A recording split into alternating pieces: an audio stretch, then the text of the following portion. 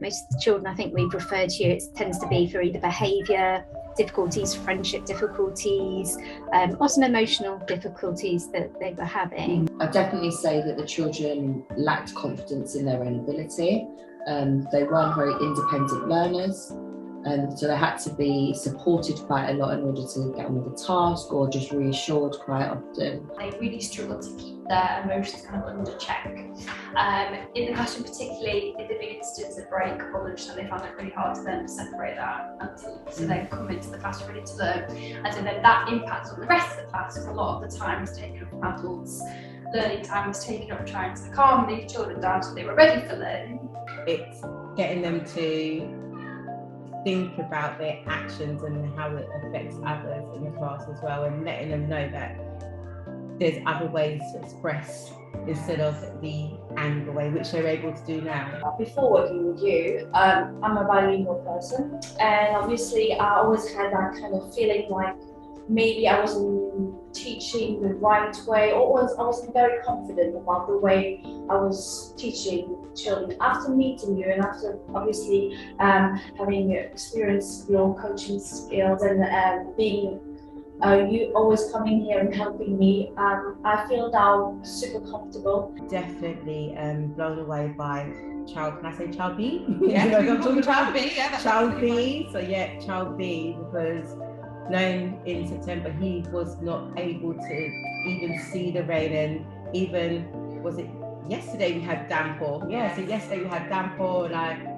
looked and I was like, you okay? He was like, yes. And he was looking at the rain. I was like, oh, you're looking at the window. I was like, do you want me to put the blinds down? And he was like, no, it's okay, I'll be fine. I was like, okay. But I just kept on looking over, and he literally stayed in the class. Before, he would have to leave, and have to go downstairs to speak to Ms. Lopez, but he actually stayed in class, continued to do his work. So that definitely has shown me I'm blown away by his progress. The children are able to recognise what they're good at, share ideas of what other people are good at as well, and just really believe in themselves to aspire to reach their dreams, or even to achieve even a small goal, whether it's getting their handwriting if it needs her, or trying a bit harder at a sport or a skill. He was very impulsive, and he wouldn't think before he acted, so he would often get into fights on the playground. We've seen that reduce a lot since you've been working with them. I was very, very insecure. I would always doubt. I wouldn't try so much. So maybe before doing a session with children, I would maybe think too many times about how do I need to do this? How do I need to do that way? Should I do this way? And I wouldn't try. I wasn't willing to make mistakes. Also, child A, with her anger, it's, before it was a battle. Even if it was to just stop talking. I'm not talking.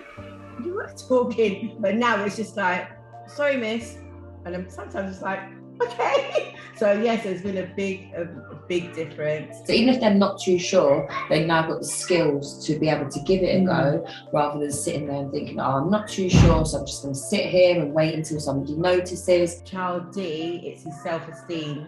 He's grown in confidence, where it's not anymore that I can't do it, or he's just grown, he's attempting stuff now. We've had a child who had a phobia of rain and thunderstorms, yes, if you remember him. Yeah. And he's really improved. Like, it was really affecting him to the extent where he was scared to come to school sometimes, and he's learned techniques to manage that sort of phobia during the school day if it rains. So that's really impacted on him.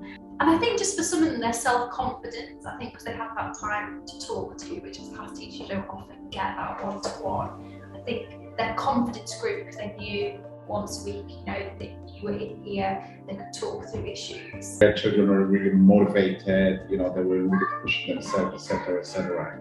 They're confident enough to ask any questions about things that they're not sure about. So it's generally helped with the whole atmosphere within the classroom. Because she's able to, I wouldn't say manage her anger, but she's able to process it a bit more.